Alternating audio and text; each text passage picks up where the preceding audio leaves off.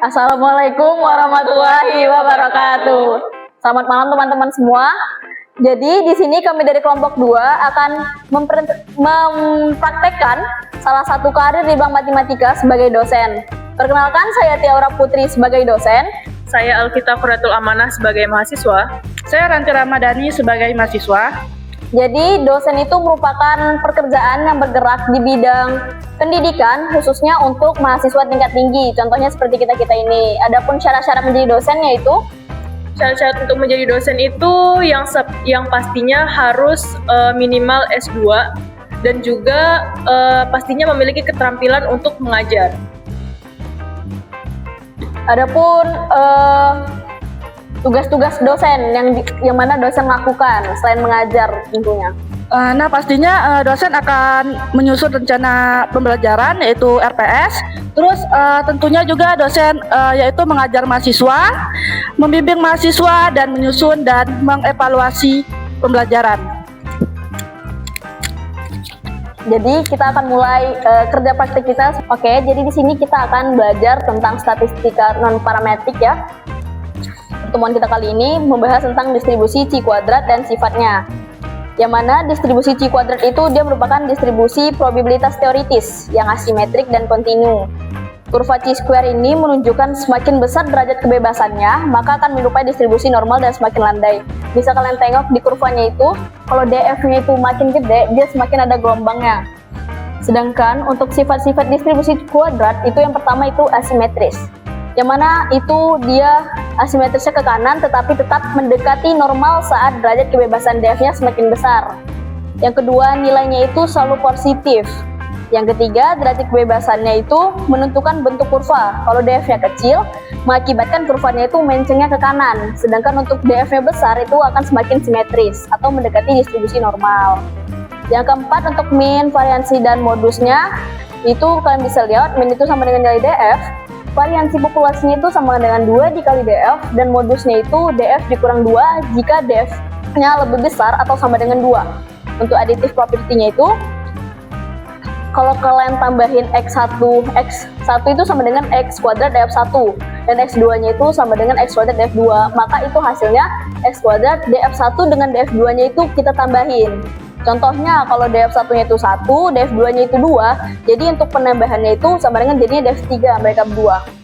Habis itu yang keenam itu digunakan untuk uji statistik non-parametrik, yang mana data yang diuji biasanya kategorik, namun dapat digunakan pada data numerik saat uji variansi. Uji kuadrat ini disebut juga chi-kuadrat, yang mana merupakan uji statistik non-parametrik yang paling banyak digunakan dalam berbagai penelitian. Karena ujinya ini memiliki kemampuan membandingkan dua kelompok atau lebih pada data-data yang telah dikategorikan. Meskipun demikian, uji chi-square dapat pula dipakai pada pengujian satu kelompok dan berskala interval rasio. Di sini uji chi-square itu terbagi, ada yang untuk satu kelompok dan dua kelompok. Di satu kelompok itu ada uji variansi populasi dan uji goodness of fit, yang mana perbedaannya itu terletaknya di syarat datanya. Sedangkan untuk dua kelompok itu syarat datanya keduanya sama. Untuk uji variansi populasi itu ada rumusan hipotesisnya tuh. Kalau rumusan hipotesisnya itu pasti dia ada kata-kata apakah sampel dengan n subjek berasal dari populasi yang memiliki nilai varians yang sama. Jadi ditanya dia variansnya. Itu untuk perhitungannya x kuadrat sama dengan n dikurang 1 s kuadrat per populasi kuadrat. Dengan variasi sampelnya kalian bisa lihat itu rumusnya. Ini ada contoh soal nih.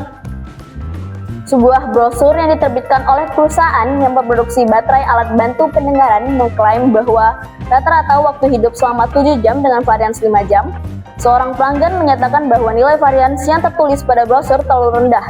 Untuk membuktikan anggapannya, pada bulan September pelanggan mencatat waktu hidup pada 10 baterai dalam jam dengan data sebagai berikut: 5, 6, 4, 3, 11, 12, 9, 13, 6, 8. Apakah data tersebut menunjukkan varians waktu hidup baterai memiliki nilai tertentu selain populasi 5? Kalau dari soal ini ya, kalian lihatnya kata kuncinya tuh yang mana? Yang tadi kalau dari rumusan hipotesis ini.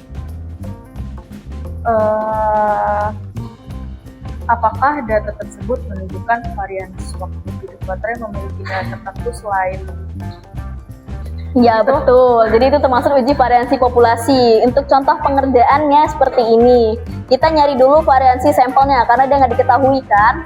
Tadi dari caranya itu kita dapat, udah kita cari X kuadratnya, cari sigma X-nya itu berapa, itu dapatnya 12,01. Baru kita hitung nilai X kuadratnya dengan rumus yang tadi, dapatnya itu 21,62 dengan daerah kritisnya 2700 dan 19,023. Yang mana kesimpulannya itu jadinya gagal tolak H0 karena hasil perhitungan diperoleh itu lebih X kuadrat hitungnya itu lebih besar dari DF-nya, jadi sehingga tolak H0. Yang mana dapat disimpulkan nilai varians waktu hidup baterai memiliki nilai tertentu selain 5, atau anggapan pelanggan bahwa waktu hidup baterai pada brosur terlalu rendah, tidak terbukti secara statistik. Dari sini ada yang mau ditanyain dulu nggak? Saya mau nanya Kak, kenapa ya tadi kan ada dijelasin tuh nilai chi-square itu kan pasti selalu positif. Itu kenapa nggak negatif gitu?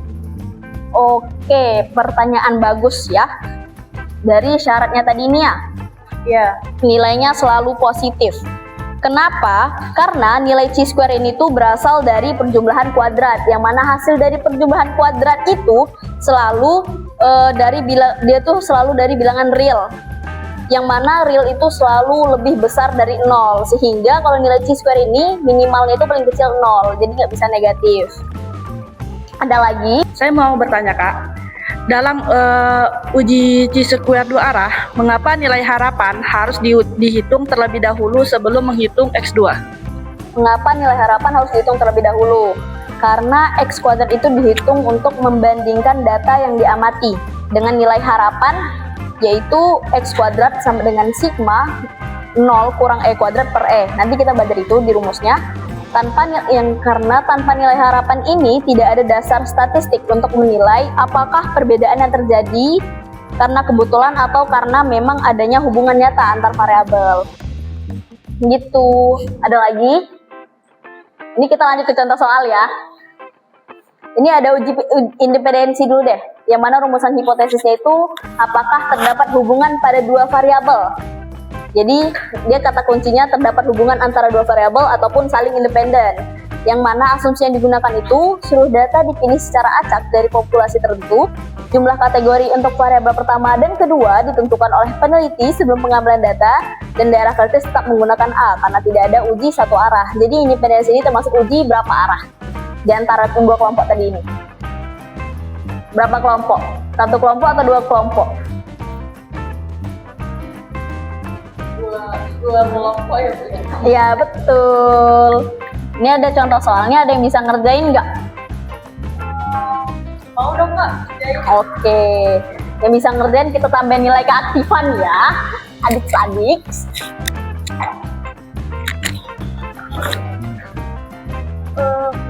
Soal Sekalian dijelasin ya nanti. ini langsung dijelasin aja nggak apa-apa Kak? Boleh. Oke. Nomor 2 ya Kak. Iya.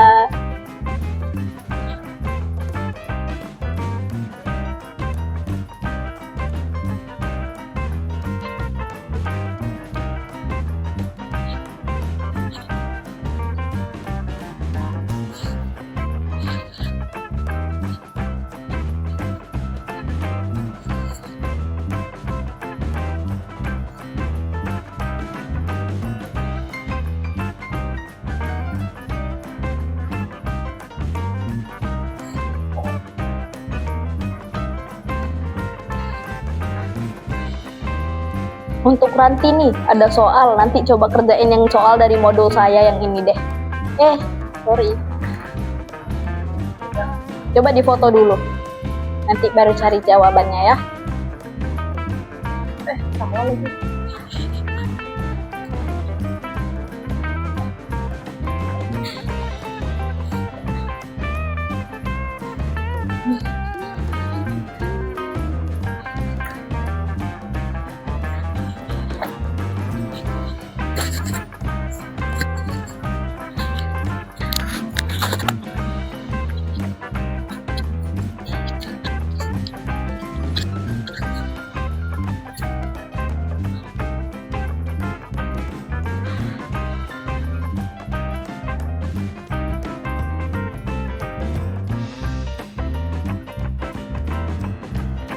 Kak, liatin ke sini dong, Kak. Berarti yang pertama itu nentuin tipenya dulu.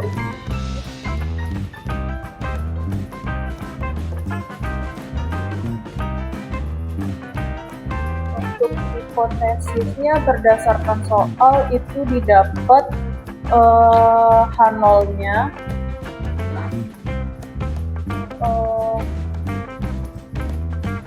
sama dengan 0, itu tidak terdapat hubungan signifikan.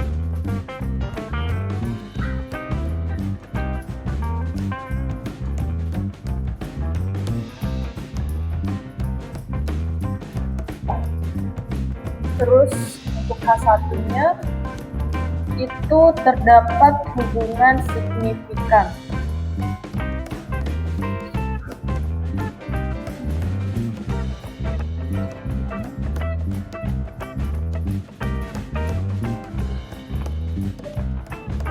Sampai sini benar nggak, Kak? Nanti kita koreksi. Oke. Terus ini untuk nilai signifikansinya udah ditentukan, yaitu 0,05, dan untuk DF-nya itu R kurang 1, C kurang 1. Untuk R itu row yang artinya baris, itu ada 2, terus dan juga C-nya itu kolom 2, jadi 2 kurang 1, C kurang 1 sama dengan 1. Terus lanjut ke rumusnya. Kak, rumusnya nggak ditulis nggak apa-apa, langsung ininya aja, penjabarannya aja nggak apa-apa. Boleh. N-nya itu yang 500. Terus A kali D 21.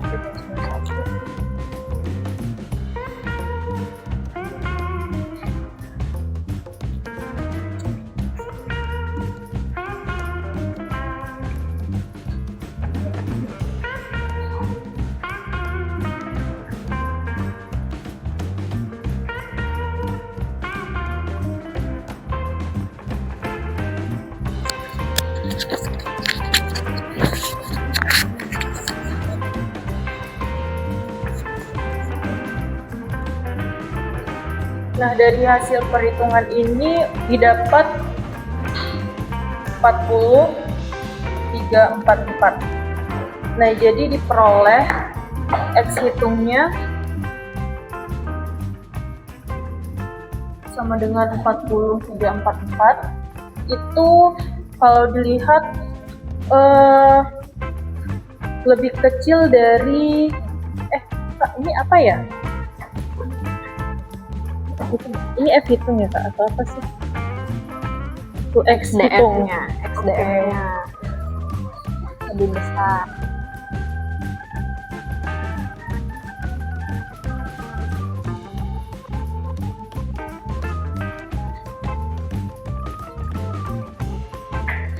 Nah, jadi untuk kesimpulan dari soal contoh ini tuh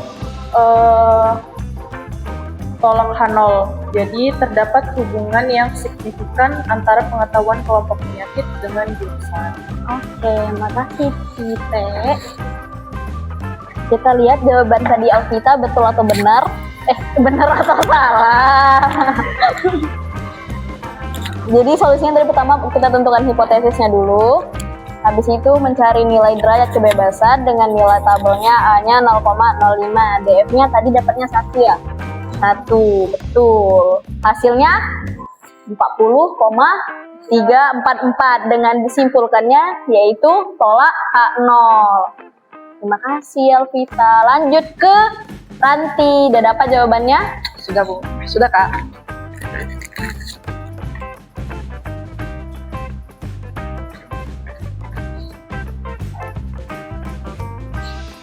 Ya.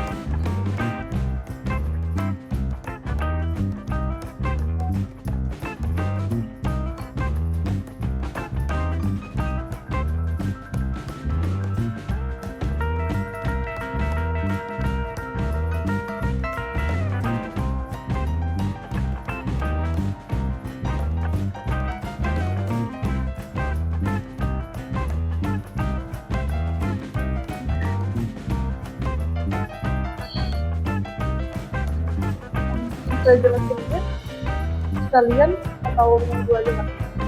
Langsung jelasin aja nggak apa-apa. Nah, yang pertama yaitu langkah-langkah penyelesaiannya pastinya menentukan hipotesis.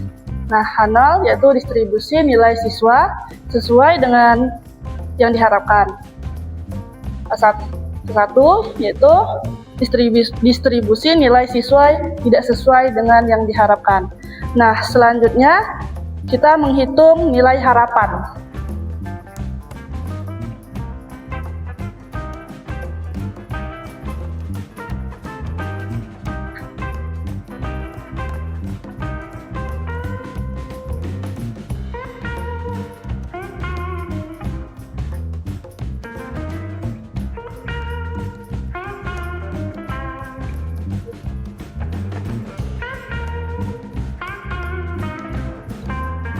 Nilai harapan yaitu A sama dengan 10% dikali 100 sama dengan 10. Nilai harapan B sama dengan 40% dikali 100 sama dengan 40. Nilai harapan C sama dengan 10. Maaf, salah. Kebalik.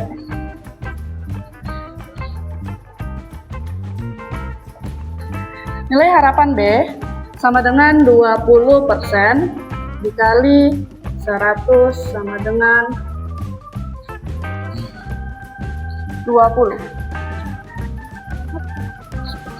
Ini ada yang salah. Sebentar. Enggak. Oh ya. Nilai harapan C sama dengan 40% dikali 100 sama dengan 40. Nilai harapan D sama dengan 20% dikali 100 sama dengan 20. Nilai harapan E 10% dikali 100 sama dengan 10.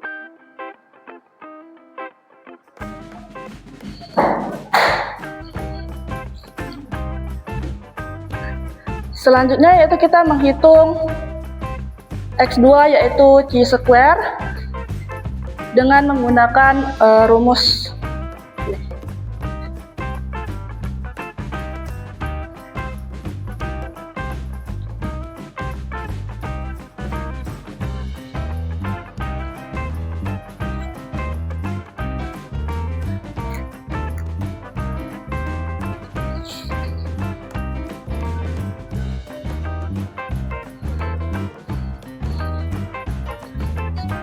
Dengan menggunakan rumus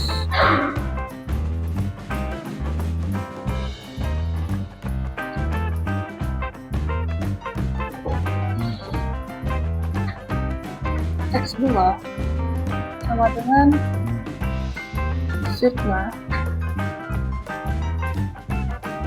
dikurang E kuadrat 2 per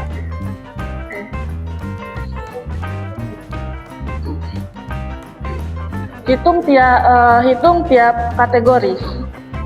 Nanti jadinya seperti ini.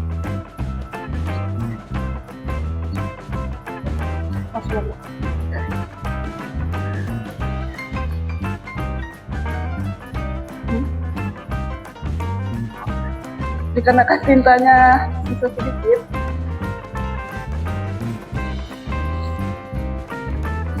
saya akan langsung ke totalnya.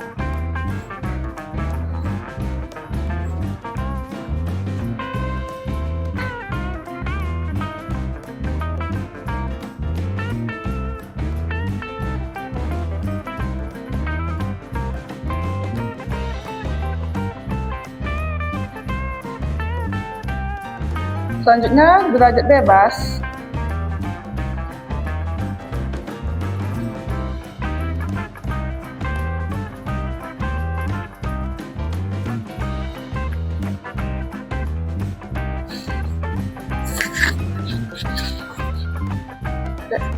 Maka kurang 1 sama dengan 5 dikurang 1 sama dengan 4.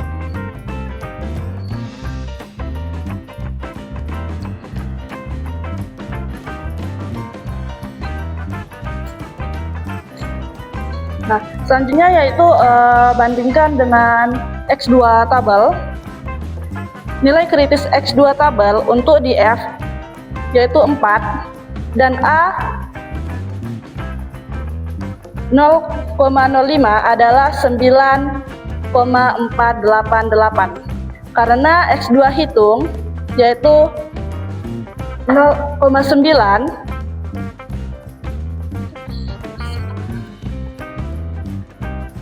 lebih kecil dari X tabel 9,488, maka gagal tolak H0, yang artinya distribusi nilai siswa tidak berbeda signifikan dari distribusi nilai yang diharapkan. Terima kasih Ranti. Jadi tadi hasilnya berapa tadi hasilnya Ranti? 0,9 ya. Iya. Untuk hitungan C-square-nya dengan derajat bebasnya itu 9,488. Yang mana kesimpulan dari soal tadi itu gagal tolak H0, tidak berbeda signifikan dari distribusi yang diharapkan. Dari dua contoh soal yang kalian kerjain tadi, ada pertanyaan lagi nggak? Udah paham? Sekian pertemuan kita untuk hari ini. Saya akan ninggalin tugas buat kalian. Coba kalian kerjain ini, nanti kalian kumpulin di Teams, yang mana akan saya buat format untuk tugasnya. Kalian kumpulin minggu depan ya. Absen dulu, kalian semua masuk kan? Nggak ada yang alfa, semua masuk? Masuk. Oke, terima kasih. Sampai jumpa minggu depan. Terima kasih Kak. Sekian dari kelompok kami. Wassalamualaikum Warahmatullahi wabarakatuh.